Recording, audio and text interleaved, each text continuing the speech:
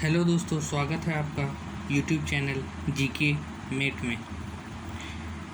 आज हम लोग पार्ट नंबर 5 करने जा रहे हैं, जो एनटीपीसी, रेलवे, एसएससी के प्रीवियस क्वेश्चन है। ठीक है, इससे पहले हमने 4 पार्ट किए हैं, उसे जाके ज़रूर देखिएगा, और 5 ट्रिक के वीडियो भी किए हैं, उसे भी ज़रूर जाके देखिएगा। और चैनल को सब्सक्राइब, वीडियो को शेयर और लाइक ज़रूर कीजिएगा। आप लोग वीडियो देखते हैं, शेयर नहीं करते हैं। ठीक है, चलते हैं, स्टार्ट करते हैं फर्स्ट क्वेश्चन, और वीडियो को शेयर करते चलिएगा। ठीक है, चलिए फर्स्ट क्वेश्चन में चलते हैं। देखिए, फर्स्ट क्वेश्चन है, the process of photosynthesis involve conversion of what. प्रकाश संश्लेषण प्रक्रिया किसका रूपांतरण शामिल है? बताइए। Chemical energy into radiant energy, chemical energy into mechanical energy, solar energy into chemical energy, या mechanical energy into solar energy. बताइए इसका आंसर क्या होगा। इसका आंसर होगा solar energy to chemical energy, option C, solar energy to chemical energy. देखिए, इसमें मैं कुछ और बातें बताता हूँ जो कि इम्पोर्टेंट है, पूछते हैं इसमें। ठीक है, देखिएगा। ठीक है, ये सोलर एनर्जी की जगह रेडिएंट एनर्जी भी कभी लिख देता है और कभी लाइट एनर्जी भी लिख देता है, तो उससे कंफ्यूज नहीं होएगा। सोलर एनर्जी, लाइट एनर्जी या रेडिएंट एनर्जी, तीनों जो है एक ही बात है। ठीक है, इसे आप ध्यान रखिएगा। ठीक है, चलिए कुछ क्वेश्चन मैं बता देता हूँ इसमें। बताइए, कौन सा डिवाइस केमिकल एनर्जी को मैकेनिकल एनर्जी में चेंज करता है? मतलब रासायनिक, कौन सा जो यंत्र है जो रासायनिक ऊर्जा को यांत्रिक ऊर्जा में कन्वर्ट करता है, बदलता है? बताइए इसका आंसर क्या है। Automobile engine. आंसर क्या हो जाएगा इसका? Automobile engine. Automobile engine. आप लोग जानते हैं कि क्या करता है ऑटोमोबाइल इंजन? केमिकल एनर्जी को मैकेनिकल एनर्जी में चेंज करता है। कैसे? जो पेट्रोल और डीजल रहता है वो क्या है? हाइड्रोकार्बन है, आप लोग जानते हैं केमिकल है, और वो किस में कन्वर्ट होते हैं? मैकेनिकल एनर्जी में। हम लोग जानते हैं जो पेट्रोल जो है वो कन्वर्ट हो जाता है मैकेनिकल एनर्जी में, और व्हील को घुमाने का काम करता है, पहिया को घुमाने का काम करता है, जो कि एक मैकेनिकल एनर्जी है। ठीक है, और देखिए इसमें क्या क्या पूछ सकते हैं। नेक्स्ट है, कौन सा जो डिवाइस है जो केमिकल एनर्जी को इलेक्ट्रिकल एनर्जी में चेंज करता है? केमिकल एनर्जी को इलेक्ट्रिकल एनर्जी में कौन सा डिवाइस चेंज करता है? बताइए। रासायनिक ऊर्जा को विद्युत ऊर्जा में कौन सा जो यंत्र है चेंज करता है, डिवाइस है चेंज करता है? ये भी बहुत बार क्वेश्चन पूछ चुके हैं। बताइए इसका आंसर क्या होगा। इसका आंसर होगा बैटरी। इसका आंसर क्या होगा? बैटरी। ठीक है, चलिए और मैं बताता हूँ, जो कि ये सब सारे जो मैं बता रहा हूँ वो एग्ज़ाम में पूछे गए हैं। बताइए, कौन सा ऐसा यंत्र है जो ग्रेविटेशनल एनर्जी को इलेक्ट्रिकल एनर्जी में चेंज करता है? ग्रेविटेशनल एनर्जी को किस में चेंज करता है? Electrical energy. मतलब गुरुत्वाकर्षण बल को विद्युत ऊर्जा में कन्वर्ट करता है। बताइए वो यंत्र क्या है? डैम। आंसर क्या हो जाएगा इसका? डैम। हाइड्रो इलेक्ट्रिक डैम आप लोग जानते हैं। ठीक है, हाइड्रो इलेक्ट्रिक डैम हो जाएगा इसका एग्जाम्पल। ठीक है, और इसमें क्वेश्चन पूछता है कि बताइए,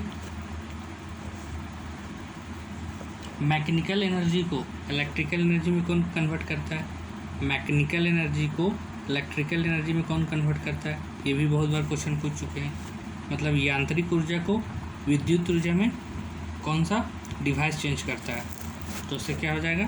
आप लोग जानते होंगे, जनरेटर। Generator, TOR, generator. ठीक है, जनरेटर क्या करता है? मैकेनिकल एनर्जी को इलेक्ट्रिकल एनर्जी में कन्वर्ट करता है। और एक बहुत फेमस क्वेश्चन है जो कि पूछता है, बताइए कि साउंड एनर्जी को इलेक्ट्रिकल एनर्जी में कौन चेंज करता है? कौन सा डिवाइस साउंड एनर्जी को इलेक्ट्रिकल एनर्जी में कौन सा डिवाइस चेंज करते हैं? मतलब ध्वनि ऊर्जा को विद्युत ऊर्जा में कौन सा डिवाइस या यंत्र कन्वर्ट करते हैं, बताइए। इसका आंसर हो जाएगा माइक्रोफोन। माइक्रोफोन। माइक्रोफोन। आपने बहुत बार देखा होगा कि अचानक माइक में करंट आने लगता है, ठीक है। तो अचानक जो माइक में करंट आने लगता है वो किसी कारण होता है, साउंड एनर्जी किस में कन्वर्ट हो जाता है, मैकेनिकल एनर्जी में, ठीक है। वो कौन करता है, माइक्रोफोन। इसलिए कभी कभी जो माइक में है करंट आने लगता है, ठीक है। देखिए ये एक क्वेश्चन था, इससे रिलेटेड मैंने 5-6 पॉइंट्स आपको बता दिए, ठीक है। हम लोग हर एक क्वेश्चन को डिटेल डिस्कशन करते हैं, ठीक है। मैं आप लोग से एक ही चीज़ चाहता हूँ कि चैनल को सब्सक्राइब कीजिए, वीडियो को ज़्यादा से ज़्यादा शेयर कीजिए और लाइक कीजिए, ठीक है। तो जल्दी से वीडियो को पॉज कीजिए और सबसे पहले चैनल को सब्सक्राइब कर दीजिए और लाइक बटन पर प्रेस कर दीजिए। चलिए चलते हैं नेक्स्ट क्वेश्चन में। देखिए नेक्स्ट क्वेश्चन देखिए क्या है, the antiseptic compound present in Dettol. देखिए प्रीवियस ईयर में क्वेश्चन आ चुके हैं, बताइए इसका। यही सब क्वेश्चन हम लोग छोड़ देते हैं, नहीं पढ़ते हैं। ये बायो से रिलेटेड क्वेश्चन है, बताइए इसका आंसर क्या होगा। आयोडीन होगा या इल्लोरोक्सलेनॉल होगा या बायोथेनॉल होगा या क्रिसॉल होगा, बताइए इसका आंसर क्या होगा। इसका आंसर हो जाएगा इल्लोरोक्सिलेनॉल, बी, ठीक है। और इसका एक नाम याद रखिएगा, बहुत बार एनलोरोक्सिलेनॉल नहीं लिख के ये डायरेक्ट लिखेगा आपका PCMX, इसके जगह पर क्या लिख देगा, PCMX। PCMX का फुल फॉर्म क्या होता है, पाराक्लोरोमेटाजाइनोल, पाराक्लोरोमेटाजाइनोल, ठीक है। इसका शॉर्ट फॉर्म भी लिख देता है कभी कभी, ठीक है। तो इसको भी ध्यान रखिएगा, ठीक। और ये जो आयोडीन है, इससे भी एक क्वेश्चन पूछता है कि जो हम लोग देखते हैं तालाब में या समुद्र में जो शैवाल लग जाता है, जिसको हम लोग एल्गी बोलते हैं, एल्गी इंग्लिश में एल्गी और हिंदी में शैवाल, उसमें क्या पाया जाता है, ये क्वेश्चन पूछता है। तो क्या हो जाएगा, आयोडीन, ठीक है। और इसका आंसर क्या हो जाएगा, इसका आंसर हो जाएगा, इस क्वेश्चन का आंसर क्या हो जाएगा, इस बी, ठीक है। चलिए नेक्स्ट क्वेश्चन चलते हैं। नेक्स्ट क्वेश्चन में देखिए, नेक्स्ट क्वेश्चन आपके सामने, ice glacier melting is a common phenomena linking to the rising in a sea water level, the glacier are predominantly present in, बताइए। बर्फ़ ग्लेशियर पिघलने से समुद्र के पानी का स्तर में वृद्धि होता है, तो हम लोग जानते हैं, आम बात है। ग्लेशियर मुख्य रूप से कहाँ पाया जाता है, बताइए। देखिए ये कन्फ्यूजन वाला क्वेश्चन है। ग्रीनलैंड में भी आइस पाया जाता है, आर्कटिक में भी आइस पाया जाता है, हिमालयन रेंज में मेजॉरिटी 50 to 60% आपको आइस देखने को मिलेगा, और आर्कटिक में भी आइस रहता है। तो बताइए इसका क्या होगा आंसर। इसका आंसर हो जाएगा, याद रखिएगा, अंटार्कटिका, अंटार्कटिका, ठीक है। चलिए इससे रिलेटेड और कुछ पॉइंट बता देता हूँ। बताइए अंटार्कटिका का खोज किसने किया था। अंटार्कटिका का खोज किसने किया था, तो याद रखिएगा, पलमेर, ठीक है। पलमेर किसने किया था, पलमेर, PALMAIR, पलमेर, ठीक है। और इंडिया का खोज तो आप लोग जानते ही हैं। इंडिया का खोज किसने किया था, वास्को डी गामा ने किया था 1498 में, और 1498 में किया था। तो एक क्वेश्चन और मुझे याद आ रहा है, उससे पूछता है, जैसे ही जो वास्को डी गामा 1498 में भारत पहुंचा था, तो कौन सा जगह पर पहुंचा था, कालीकट। तो उस समय कौन सा राजा उनका स्वागत किए थे, तो याद रखिएगा, जामोरिन राजा उसका स्वागत किए थे वास्को डी गामा का। ये क्वेश्चन पूछता है, ठीक है। चलिए नेक्स्ट क्वेश्चन चलते हैं। इसी तरह से मैं आपको हर एक क्वेश्चन में डिटेल डिस्कशन करूंगा जो कि एग्ज़ाम ओरिएंटेड होगा। आप लोग को चैनल को सब्सक्राइब करना है, वीडियो को लाइक और शेयर करना है, ठीक है। और मैं एक बात और आप लोगों को बोल देता हूँ कि मैं 3000 क्वेश्चन का जो कि प्रीवियस ईयर के हैं, खास करके जीएस का, जनरल साइंस का, मैं लाऊंगा और डिटेल एक्सप्लेनेशन के साथ।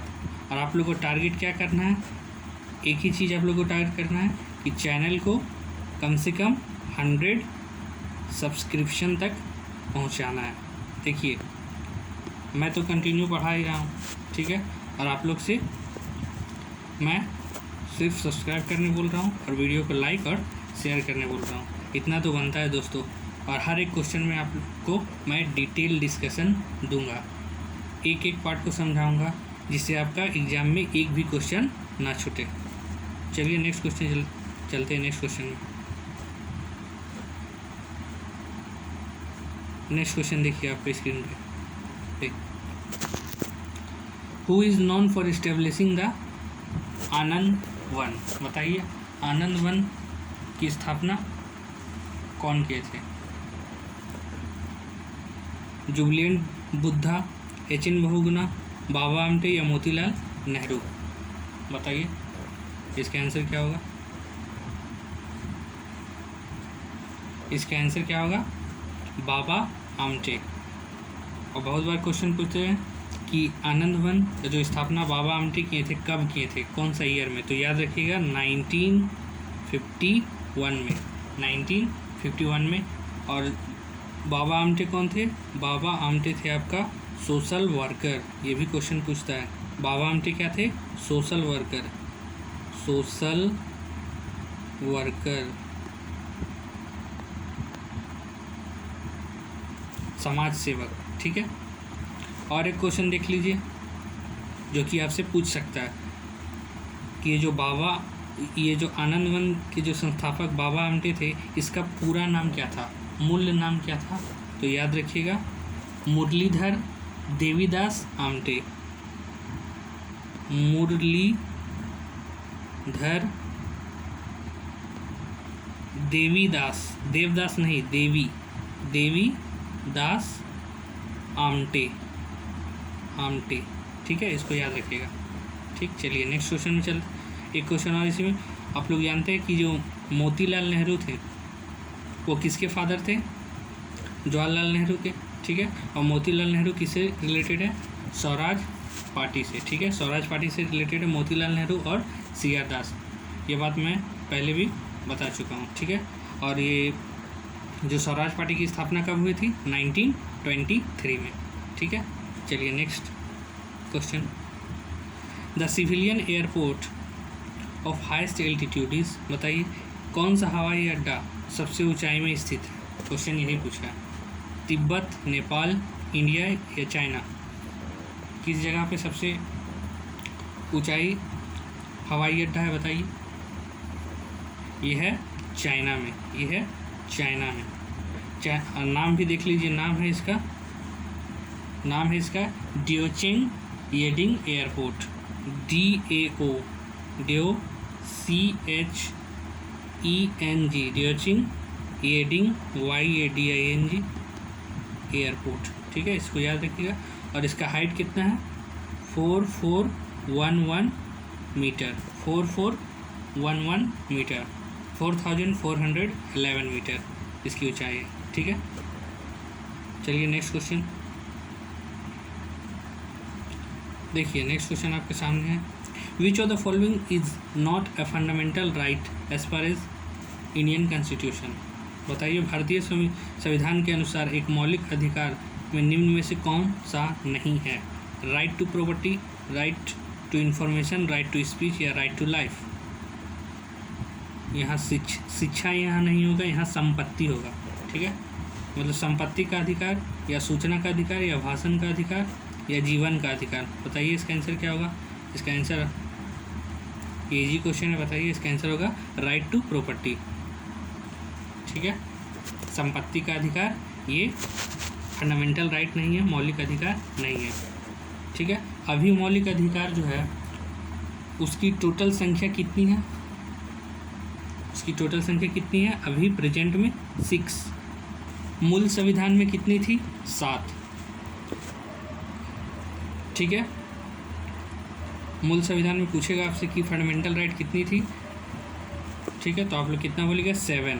और अब कितनी हो गई, 6, क्योंकि राइट टू प्रॉपर्टी जो संपत्ति का अधिकार है उसको हटा दिया गया है, उसको कौन सा अधिकार में डाल दिया है, विधिक अधिकार, मतलब कानून के अधिकार में डाल दिया है। ठीक है, और एक चीज़ और इससे जो पूछता है, ये कौन सा पार्ट में है, फंडामेंटल राइट जो है वो कौन सा पार्ट में है, तो बोलिएगा पार्ट 3 में है, फंडामेंटल राइट पार्ट 3 में है।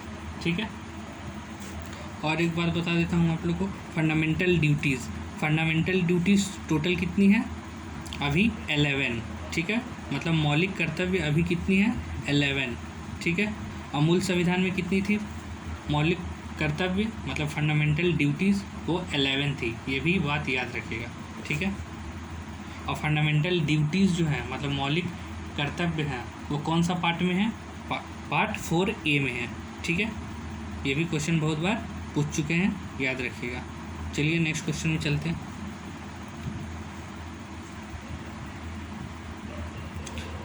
Pipe natural gas PNG is use for, बताइए, जो पाइप नेचुरल गैस किसके लिए यूज होते हैं, किस में यूज होते हैं, माइनिंग, वेल्डिंग, एनेस्थीसिया या कुकिंग, बताइए। इसका आंसर हो जाएगा कुकिंग हो जाएगा। ठीक है, आप लोग सब जानते हैं, सभी के पास अभी घरों में सिलेंडर है, तो उसमें जो नेचुरल गैस है उसको क्या बोलते हैं, pipe natural gas, PNG, pipe natural gas. और एक इससे रिलेटेड क्वेश्चन पूछता है कि मेनली जो सिलेंडर जो LPG होते हैं, LPG का फुल फॉर्म क्या होता है, लिक्विफाइड पेट्रोलियम गैस। ठीक है, उसमें क्या रहता है, तो उसमें क्या पाया जाता है, ब्यूटेन, मेनली ब्यूटेन पाया जाता है। ब्यूटेन और प्रोपेन लिखा हुआ रहता है, मगर मेनली क्या पाया जाता है, ब्यूटेन। ठीक है, मेनली क्या पाया जाता है, ब्यूटेन, इसको भी याद रखिएगा। ठीक है, चलिए नेक्स्ट क्वेश्चन चलते हैं। नेक्स्ट क्वेश्चन है green park stadium is in, बताइए ग्रीन पार्क स्टेडियम कहाँ है, ग्रीन पार्क स्टेडियम कहाँ है, बेंगलुरु में है या देहरादून में है या चंडीगढ़ में है या कानपुर में है, बताइए कहाँ है ग्रीन पार्क स्टेडियम। तो याद रखिएगा ग्रीन पार्क स्टेडियम कहाँ है, कानपुर में है। ग्रीन पार्क स्टेडियम कहाँ है, कानपुर में। एक देखिए इसमें मैं कमाल की बात बताता हूँ आपको, आप लोगों को पता नहीं होगा। अभी जो ग्रीन पार्क स्टेडियम है उसका पहले नाम क्या था, बताइए, इसका पहले नाम क्या था, बताइए। मोदी स्टेडियम क्या था, इसका पहले फॉर्मर जो नेम थे उसके क्या थे, मोदी स्टेडियम, जो कि अभी चेंज हो गई, इसका नाम क्या है अभी, ग्रीन पार्क स्टेडियम। ठीक है, इसको ध्यान रखिएगा, क्वेश्चन पूछते हैं कि जो ग्रीन पार्क स्टेडियम है इसको पहले किस नाम से जाना जाता था, तो मोदी स्टेडियम के नाम से जाना जाता था। ठीक है, और जो ग्रीन पार्क स्टेडियम है वो कहाँ है, कानपुर में। ठीक है, और एक देखिए कन्फ्यूजन वाला जो क्वेश्चन पूछते हैं उसको देखिए, मैं वही सब क्वेश्चन को टारगेट करता हूँ जो जिससे जो एग्जामिनर है आप लोग को एग्ज़ाम में फंसा सकता है। ठीक है, मगर आप लोग मेरे वीडियो देख रहे हो तो आप लोग एग्ज़ाम में नहीं फंसोगे, ये गारंटीड है, क्योंकि मैं हर एक क्वेश्चन को डिटेल डिस्कशन करूँगा। ठीक है, देखिएगा ध्यान से। एक राजीव गांधी स्टेडियम, जो राजीव गांधी है, राजीव गांधी स्टेडियम वो कहाँ है, वो कहाँ है, हम लोग सब जानते हैं हैदराबाद में है। कहाँ है, हैदराबाद में।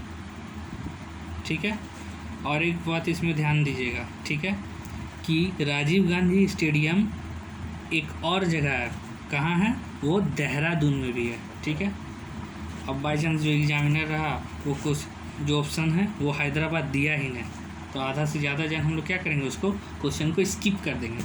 ठीक है, या नन ऑफ दिस टिक कर देंगे, मगर ऐसा नहीं है। ठीक है, या तो ऑप्शन में देहरादून रहेगा या तो हैदराबाद रहेगा। ठीक है, इसको ध्यान रखिएगा। चलिए नेक्स्ट क्वेश्चन में चलते हैं। नेक्स्ट क्वेश्चन देखिए आपके स्क्रीन पर। Rowlatt act was enact during the period of, बताइए रोलेट एक्ट जो अधिनियम आया था जिसको हम लोग काला कानून बोलते हैं, वो किसके समय में आया था? लॉर्ड चेम्सफोर्ड, लॉर्ड विलियम या लॉर्ड मिंटो? बताइए इसका आंसर क्या हो जाएगा? Lord Chelmsford. ईयर याद रखिएगा 1919 1919 में, ठीक है। और एक बात, जो लॉर्ड मिंटो है इसका मतलब पूरा जो नाम था मार्ले मिंटो सुधार था, ठीक है। मार्ले मिंटो सुधार था। वो कब हुआ था? मार्ले मिंटो सुधार हुआ था 1909 में, 1909 में, ठीक है। इसको ध्यान में रखिएगा, ठीक है। और वीडियो को लाइक और शेयर और चैनल को सब्सक्राइब ज़रूर कीजिएगा, ठीक है। और वीडियो को देखते रहें और सीखते रहें, ठीक है। और जल्दी से सब्सक्राइबर 100 पहुंचा दीजिए। और आप लोग के लिए मैं 3000 क्वेश्चन लाऊंगा जो कि जीएस का रहेगा मेनली, और सब सारे के सारे प्रीवियस ईयर क्वेश्चन रहेंगे और डिटेल डिस्कशन। मैं गारंटी देता हूँ आप लोग को जीएस में मैं आप लोग को धुरंधर बना दूंगा, ये गारंटीड है मेरा, ठीक है। आप लोग जल्दी से 100 सब्सक्राइबर पूरा कीजिए। और अभी वीडियो को पॉज करके तुरंत एकदम लाइक और सब्सक्राइब कर दीजिए चैनल को, ठीक है। इससे आपको हर वीडियो का नोटिफिकेशन मिल जाएगा। और बेल बटन को भी प्रेस कर दें, ठीक है। चलिए नेक्स्ट क्वेश्चन में चलते हैं। नेक्स्ट क्वेश्चन देखिए आपके स्क्रीन पे आ गए हैं। Panchayati Raj system was implemented first in the pair of, बताइए जो पंचायती राज सिस्टम थी वो कौन सा 2 राज्य में सबसे पहले हुई थी? एक भी राज्य आपको पता होगा तो आप बता दीजिएगा आंसर, बताइए क्या होगा? आंध्र प्रदेश, राजस्थान, या असम, या बिहार, या अरुणाचल प्रदेश, उत्तर प्रदेश, या पंजाब और चंडीगढ़? बताइए इसका आंसर ए हो जाएगा, क्योंकि आप लोग सब जानते हैं सबसे पहले कहाँ हुआ था? राजस्थान में हुआ था। राजस्थान में कहाँ पूछेगा तो नागौर जगह है राजस्थान में, वहीं हुआ था सबसे पहले ये, ठीक है। और डेट पूछेगा तो याद रखिएगा डेट कब है? 2 अक्टूबर 1959। कब है डेट? 2 अक्टूबर 1959। 2 अक्टूबर को आप लोग सब जानते हैं महात्मा गांधी का बर्थडे आता है, ठीक है। तो 1959 को हुआ था पंचायती राज सिस्टम। और ये कितना स्तर में था? 3 स्तरीय था, याद रखिएगा, ठीक है। कितना स्तरीय था? 3 स्तरीय था। चलिए नेक्स्ट क्वेश्चन में चलते हैं। देखिए नेक्स्ट क्वेश्चन आपके सामने आ गया। Human environment conference 1972 was held at, कहाँ हेल्ड हुए थे बताइए? ह्यूमन इन्वायरमेंट कॉन्फ्रेंस मानव पर्यावरण सम्मेलन जो 1972 में आयोजित हुए थे वो कहाँ हुए थे? स्टॉकहोम, पेरिस, जेनेवा या ऑस्ट्रेलिया? कहाँ हुए थे? याद रखिएगा स्टॉकहोम। कहाँ हुए थे? स्टॉकहोम में। ऑप्शन ए स्टॉकहोम में हुए थे, ठीक है। नेक्स्ट क्वेश्चन देखिए, नेक्स्ट क्वेश्चन क्या है? नेक्स्ट क्वेश्चन आप लोग ध्यान से देखिएगा। द पेशावर शिप या the Peshwa ship was abolished by the British at the time of Peshwa? बताइए जो पेशवा शासन था तो पेशवा कौन सा पेशवा था? तो पेशावर जो शिप था, जो पेशवा शिप था वो कौन सा पेशवा था? उसके समय में जो ब्रिटिश था उन्होंने जो पेशवा शिप था उसको ख़त्म कर दिया था, एबॉलिश कर दिया था। बताइए रघुनाथ राव, नारायण राव, माधव राव या बाजीराव सेकेंड? बताइए इसका क्या है आंसर? देखिए यही सब क्वेश्चन हम लोग क्या करते हैं, स्किप कर जाते हैं, और ये सब प्रीवियस ईयर क्वेश्चन में पूछ चुके हैं। बताइए इसका आंसर क्या हो जाएगा? इसका आंसर हो जाएगा 4 बाजीराव सेकेंड, बाजीराव सेकेंड, ठीक है, बाजीराव सेकेंड। एक चीज़ और याद रखिएगा, ब्रिटिश का नाम भी पूछ लेता है कभी कभी कि कौन सा ब्रिटिश था, तो ब्रिटिश कौन था? आप लोग सीधा बोलिएगा लॉर्ड हार्डिंग फर्स्ट। जो ब्रिटिश था वो कौन था? लॉर्ड हार्डिंग फर्स्ट, ठीक है, लॉर्ड हार्डिंग फर्स्ट। और इसमें एक क्वेश्चन खुद छुपा हुआ है। डायरेक्ट क्वेश्चन इसमें पूछ सकता था कि बताइए सबसे अंतिम पेशवा कौन था, तो सबसे अंतिम पेशवा कौन था? बाजीराव सेकेंड, ठीक है, बाजीराव सेकेंड। चलिए और इसमें कुछ एडिशन में क्वेश्चन बता देता हूँ जो कि क्वेश्चन पूछे हैं, ठीक है। रघुनाथ राव और नारायण राव, ठीक है, क्वेश्चन ऐसे पूछता है कि रघुनाथ राव जो थे वो किसकी हत्या की थी? नारायण राव की, याद रखिएगा, ठीक है, इसको याद रखिएगा। और कुछ 2 ट्रीटियाँ भी हैं, जो संधि हुई थी इससे रिलेटेड, वो भी पूछता है, ठीक है। जो बाजीराव सेकेंड में कौन सा ट्रीटी हुई थी? तो treaty of basin, treaty of basin, treaty of basin हुई थी, ठीक है, इसको आप याद रखिएगा, ठीक है। और ट्रीटी ऑफ सूरत किसके बीच में हुई थी? ये भी याद रखिएगा। ट्रीटी ऑफ सूरत किसके बीच में हुई थी? वो हुई थी रघुनाथ राव के शासनकाल में, ठीक है। ट्रीटी ऑफ सूरत किसके शासनकाल में हुई थी? रघुनाथ राव के शासनकाल में हुई थी ट्रीटी ऑफ सूरत, ठीक है, ये भी याद रखिएगा, ये भी क्वेश्चन पूछते हैं, ठीक है। मैं आपको हर एक क्वेश्चन में डिटेल डिस्क्राइब करते जाऊंगा, आप वीडियो को ध्यान से देखिए और सीखते जाइए, ठीक है। चलिए नेक्स्ट क्वेश्चन में चलते हैं। नेक्स्ट क्वेश्चन देखिए, king Kharavela was the greatest ruler of Chedi dynasty. बताइए राजा खारवेल कहाँ के चेडी वंश के महानतम शासक थे? बताइए कहाँ के थे? चोल मंडलम के, या कलिंगा के, या कनौज के, या पुरुषपुर के? ये आप लोग को पता होगा, कहाँ के थे? कलिंगा, ठीक है। आप लोग जानते हैं जो युद्ध हुआ था कलिंग का युद्ध, जो अशोक और राजा खारवेल के बीच में हुआ था, जो कलिंग का युद्ध कब हुआ था? 261 ईस्वी में हुआ था, ठीक है, 261 ईस्वी में हुआ था। और इससे क्वेश्चन एक पूछ सकता है, जो कलिंग है वो अभी प्रेजेंट में कहाँ है? तो उड़ीसा में है। कहाँ है? उड़ीसा में है। ये भी क्वेश्चन याद रखिएगा, ठीक है। चलिए और इसमें एक क्वेश्चन पूछ सकता है, देखिएगा कि जो कलिंग का जो युद्ध है वो किसने जीता था? अशोक ने जीत लिया था।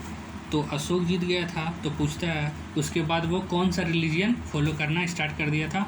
तो वो बौद्ध रिलीजन फॉलो करना स्टार्ट कर दिया था।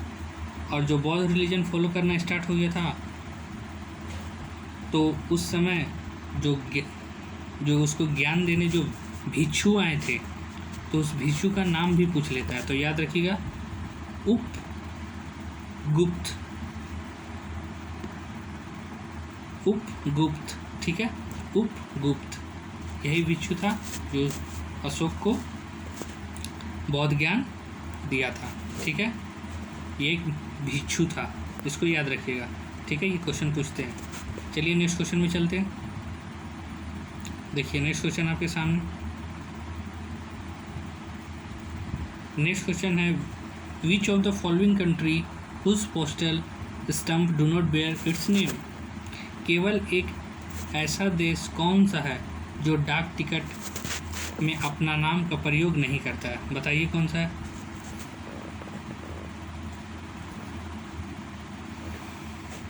यूएसए, यूके, जापान या पाकिस्तान? बताइए इसका आंसर क्या होगा? इसका आंसर क्या हो जाएगा? यूके या तो ब्रिटेन, कुछ भी बोल सकते हैं, यूके भी बोल सकते हैं, या ब्रिटेन भी बोल सकते हैं, या इंग्लैंड भी बोल सकते हैं, आप कुछ भी बोल सकते हैं। यूके को ही ब्रिटेन भी बोलते हैं और इंग्लैंड भी बोलते हैं।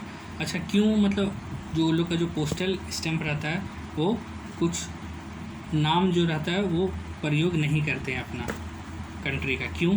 क्योंकि याद रखिएगा, सबसे जो पहला पोस्टल स्टैम्प है वो कहाँ मतलब इन्वेंट हुआ था? वो यूके में हुआ था, ठीक है। सबसे पहले जो स्टैम्प जो छापा था वो कौन सा देश था? यूके, ठीक है। इसलिए वो लोग अपने टिकट में अपने कंट्री का, देश का नाम नहीं लिखते, क्योंकि सबसे पहले स्टैम्प वही लोग ने स्टार्ट किया था। ठीक है, और वीडियो को लाइक, शेयर और चैनल को सब्सक्राइब कीजिए। ठीक है, चलिए फटाफट अभी सब्सक्राइब कर लीजिए और लाइक कर लीजिए। इतनी कमाल की बातें बता रहा हूँ, लाइक तो बनता है दोस्तों। ठीक है, चलिए नेक्स्ट क्वेश्चन है। नेक्स्ट क्वेश्चन देखिए आपके सामने स्क्रीन पर है। बताइए, which one of the following organisation is not its headquarter in Geneva. ठीक है, हम लोग जानते हैं जेनेवा जो है उसका जो हेडक्वार्टर है, जो ट्रिक हम लोग जानते हैं जो सदियों से चलती आ रही है कि जिसका पीछे संगठन होगा उसका जो आंसर हेडक्वार्टर होगा वो जेनेवा में होगा। तो इसमें सब ऑर्गेनाइजेशन लास्ट में सबका संगठन है, तो इसीलिए जब भी ट्रिक देखें तो उसका फर्स्ट लेटर भी पढ़ लें। ठीक है, जैसे विश्व व्यापार संगठन, विश्व स्वास्थ्य संगठन, राष्ट्रीय श्रमिक संगठन और इस राष्ट्रीय नगर विमान संगठन। बताइए इसका आंसर तो आप लोग जानते होंगे, आंसर डी हो जाएगा, इंटरनेशनल सिविल एविएशन ऑर्गेनाइजेशन, राष्ट्रीय नगर विमान संगठन। ठीक है, ये हेडक्वार्टर जेनेवा में नहीं है, बाकी 3 जो अन्य है वो जेनेवा में है। अच्छा, जेनेवा कहाँ है? जेनेवा कहाँ है? स्विट्ज़रलैंड में है। ठीक है, चलिए वीडियो को ख़त्म करते हैं। वीडियो को लाइक कीजिएगा, शेयर कीजिएगा और चैनल को याद से सब्सक्राइब कर लीजिएगा। ठीक है, मिलते हैं नेक्स्ट वीडियो में। बाय।